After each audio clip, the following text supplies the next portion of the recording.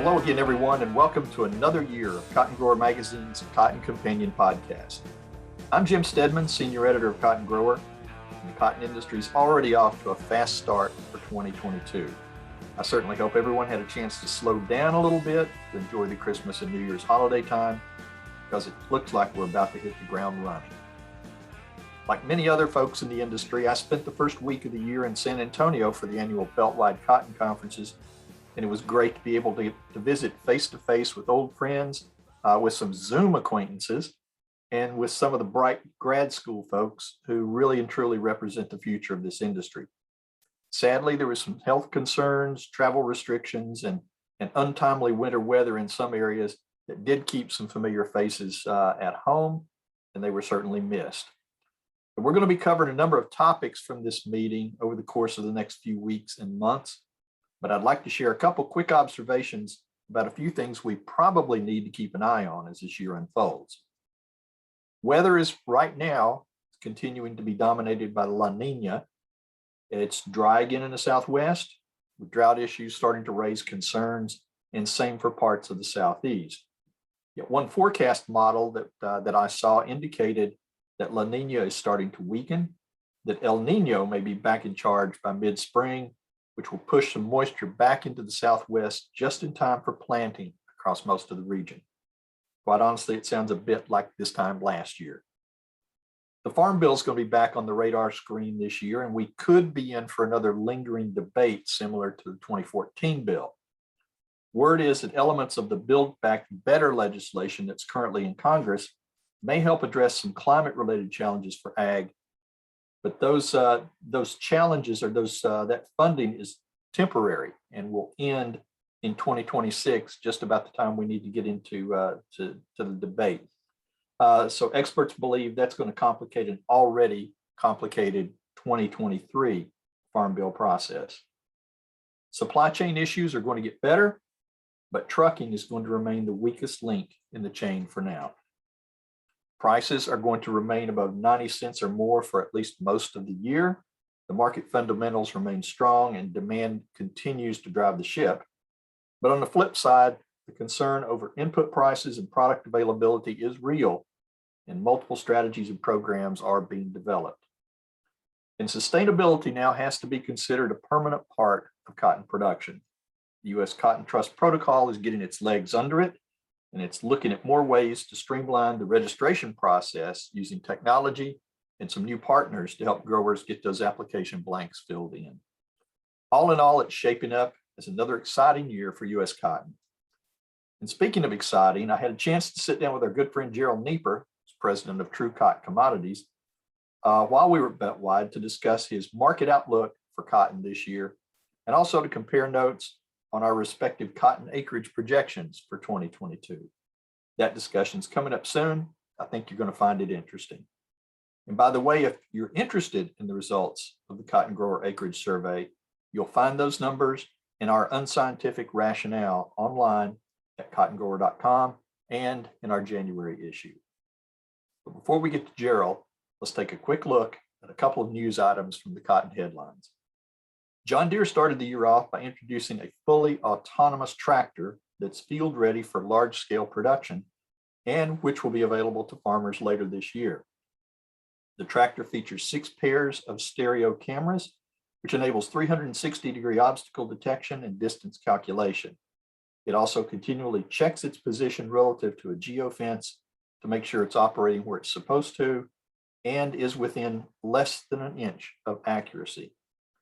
In the field, farmers can use the John Deere Operations Center mobile system to start the machine and monitor its status remotely while you focus on some other tasks. This mobile system provides access to live video, images, data, and metrics, and allows a farmer to adjust speed, depth, and more. So basically, what we all once considered science fiction is continuing to make its march toward reality. And congratulations to Dr. Stu Duncan from Kansas State University, who was named the 2021 Extension Cotton Specialist of the Year at an awards dinner during the Beltwide Conferences. This annual award, which is voted on by cotton specialists in the 17 states where cotton is grown, is based on multiple factors, including exceptional leadership and outstanding industry service. This award is sponsored by BASF.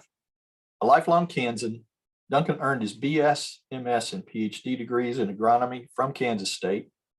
In his 40 years of service with the university, he's provided leadership for all types of crop production and environmental protection practices, and helped develop and grow the state's current cotton production system and affiliated industry, including cottonseed processing and use, cropping systems demonstrations, and research. All that up until his retirement in 2021. So congratulations to Stu on that. And now here's my discussion with Jarral Neeper on the cotton industry outlook and acreage for 2022. Well, as I mentioned, we're sitting in San Antonio for the Beltwide Cotton Conferences. For the first time in a couple years, we actually have the opportunity to get a lot of people face-to-face on this. And joining us for this episode is Jarral Neeper. He's president of True Cott Commodities in Bakersfield, California, and he's been with us before. So, Jarral, it's always good to get face-to-face again after the disruptions of the last couple of years. And yeah, it sure is. It feels good. You know, I'm wearing well, not a suit, but I mean, got a sport coat and a tie and pants on, and it feels odd because I think this is the first time I've had a tie on in 2 years. I'm beginning to think I can't even remember how to tie a tie at this point. And it's funny, you know, your dress shirt sits in the closet for 2 years, Right. And then you go to put it on, and how does it happen? The Just collar, a little tight. The collar shrinks. Yeah. Yeah. You know, among other things. Yeah, among other things. But you made a presentation this morning in the Cotton Economics session, sort of your outlook for 2022. There's no question we've just sort of ended a remarkable year for cotton in 2021. We've had great yields, we've had high prices, but as you mentioned, we do have some challenges that we have to deal with. As we're heading into this year's production season. We've got high input prices.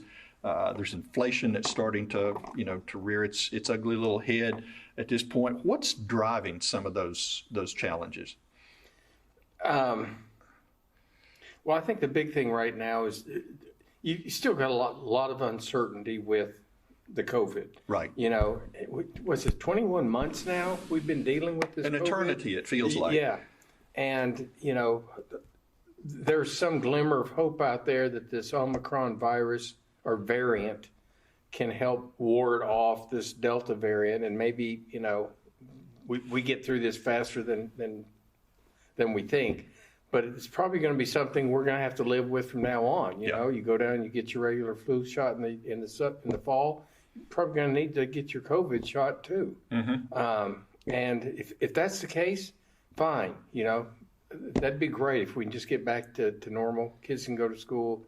You know, you can go into a restaurant without feeling like you have to have a COVID passport. That's right. Know, my vaccination passport. But so I think that uncertainty right there is driving a lot of things, and then you've just got, you know, these inflationary pressures. Okay, I didn't. You know, one thing that I didn't mention today, other than the natural disasters out there, was just, you know, the increase in the minimum wage. Right. So, you know, you got this big increase in the minimum wage, and that's all well and good, but then, okay, I'm willing to pay the workers more, but I'm going to have to raise my price at the restaurant. I'm going to have to raise the price to go out and buy a T-shirt. And that, it just becomes a dog-eat-dog thing. And, but, you know, I think that's going to settle down a little bit. Mm-hmm. One reason these inflation numbers look so horrible now is because things were so depressed way back in 2020. So you're comparing a price index today with a price index in 2020, and it looks very large because things did go down. I mean, gasoline prices went down, blah, blah, blah. So now, as you move forward, you're going to start comparing a new inflation number with a more recent one, and the base has risen. Mm-hmm. So it's not going to look as bad. Well, I guess try telling that to a guy who's got to spend $1.3 million to buy a new cotton picker, right? Right. Or about the same price to buy fertilizer. Or about the same price to buy fertilizer. Right. That's right. So I think the big challenge this year is everybody's got to figure out what it truly is going to cost them to grow their crop, given this big change in input prices. As I called around trying to get an idea of what acres might do this next year, you just had a slew of things out there. Yeah, fertilizer's up. I'll just have to use less, and I can get away with less fertilizer to a certain extent. Yes, on corn, fertilizer is expensive, but you know what? You put the corn in the ground, you throw the fertilizer, and you watch it grow. Water and fertilizer, that's all it takes. Yeah. If you drive by a cotton field, drive by a cotton field, something's always got to be done in a cotton field. Right. So guys just don't know what they want to do yet. I do think that guys want to plant cotton. They want to plant more cotton if they can make it work. And the higher that this price goes, the more acres. I've already had guys say, I'm going to put in an extra 1,000 acres if we can get up close to $1. Oh, okay. And I imagine there will be a lot of people who are saying that. So I'm not sure that answered your question, but.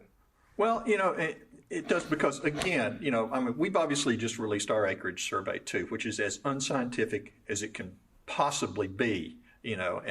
But our numbers, and we'll talk about the numbers in just a minute, our numbers were remarkably similar at this point. So I don't know if we're just that smart or if we're just, lucky at this point. But you mentioned in your presentation, you think prices right now are kind of sitting in a comfortable zone for cotton. Right, for new crop. For new crop.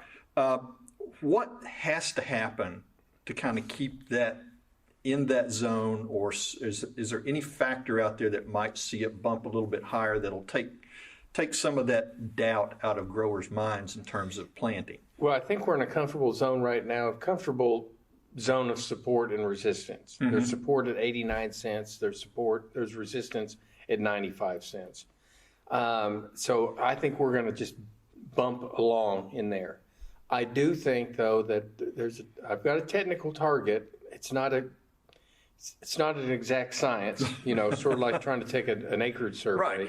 But I've got a target of around 98 cents on December. When it can get there, I don't know, but I think it'll happen probably. If it's going to do that, it's going to do it this spring. And a target zone, if you will, of 98 cents to $1.04. I think to get up there, though, you're going to have to start seeing some problems with the crop. Right. Doesn't rain in West Texas at all. Maybe you get off to a late start in the Delta, or weather problems in the East right now, or there could be weather problems. Who knows what? Yeah. I mean, we appear to be heading into this year to start exactly the same way we did last year. And, with dry in the Southwest and, probably wet and damp in the Mid-South and, and the Southeast can go from drought to waterlogged in 2 days. So, it's going to be an interesting start on it for sure. Let's talk about the world situation a little bit. You kind of threw some world numbers out in terms of production and consumption and ending stocks and things like that. Where do we stand in terms of the world situation compared to the U.S.? If you look at my production number for the U.S., I was actually down a little bit from this last year. I'm at 17 point, just over 17.8. I kind of think that it's going to be. If it's anything, it's going to be low. We could probably get up closer to 18.5 to 19 if some things click right. The world, I've got it at 122 million bales for next year versus 121.6 for this year. Right. I don't see a lot of change. Yeah, I see some increase in area, but the world had a record yield in 2021. And generally, when you have a record yield, that's followed by a little dip. A little dip. Yeah. Primarily because you start bringing in more marginal acres because so I don't see a big increase in world production for this next year. World consumption is going to increase, I think, along with trend, probably be close to 125 million bales for this next year. Trend is running about 1.3 million bales a year on the upside. And that's pretty healthy. What the inflation has done, it has put a lot of money in people's pockets. I mean, whether, you've had some inflationary impacts from weather this last year, not just for cotton, but it impacted a number of things. But the government's also stuck just a load of liquidity. We're floating around in a sea of liquidity, which means people have money to spend if they can find something to spend it on. Right. And that's one reason we've got these supply chain problems. Everybody's trying to get their goods here so they can get their hands on some of that dough. And we just can't get the supply chain or any other part of the economy that involves humans at this point staffed back up to the point where we were before the world shut down. Right. On it. And that's it's getting better, but it's going to take some time to get there. And, you look at, just look at the number of flights that are getting canceled right now because all of a sudden people are coming down with this, the new variant. Right. It doesn't matter if you're already vaccinated or not. I mean, thank goodness if you are vaccinated because, you're probably only going to be down for a couple of days instead of maybe 2 weeks. But this variant is much more transmissible. And so, I mean, it's just playing havoc with the airlines. I was thinking I was going to be lucky if I even got here, because of that. The world is, things will straighten out over time. Yes. It's just going to take a while. Yeah. And I think, like we've talked about, growers right now, and it's not just growers, but I think the whole industry right now is just kind of holding their breath, waiting to see. They're looking for those signs, the positive signs on moving ahead, and heading into this year. So, and, some of the inflation is caused by, the chemical guys out there and the fertilizer guys, they see what sort of prices these growers are getting. So why not put a little bit more? why not raise prices? Now, I'm sure they've got some legitimate reasons. There are some legitimate shortages out there, but also I think they know how to play that fiddle too. Yeah, well, that's, grower, they get accused of doing that every year. Yeah, I think they do. That's just part of the territory. Yeah. But speaking of the territory, you put out an acreage number based on the things that you know as a learned economist. Thank you for that. Give me your number, and we're going to compare some notes here. Okay. Let's see here. All right. So I'm at 12.48 million acres for 2022. Okay. In the Southeast, I'm up 8%, 2.5 million. In the Mid-South, I'm up 11.7% at 1.81 million. Texas, Oklahoma, Kansas, I'm up 12.3% at 7.8 million acres. Okay. Far West Upland, I'm down 14.4% at 155,000. And Pima acres, I'm up 68,000 or 68% to 210,000 acres. Okay.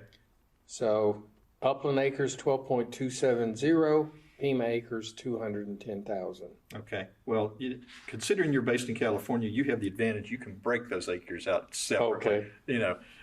From my perspective, cotton is cotton for this survey. So our numbers for the survey, and again, this is based on a lot of interviews and a quick electronic survey that we did with our readership and some other folks that quite honestly are a lot smarter than I am on it. We're saying that acreage is going to be at 12.5 million acres, 12.538. In the Southeast, I think we're pretty much right on target with each other. I've got just a shade over 2.5 million total, Okay. about an 8.3% increase. In the Mid-South, I've got just a shade over 2 million acres.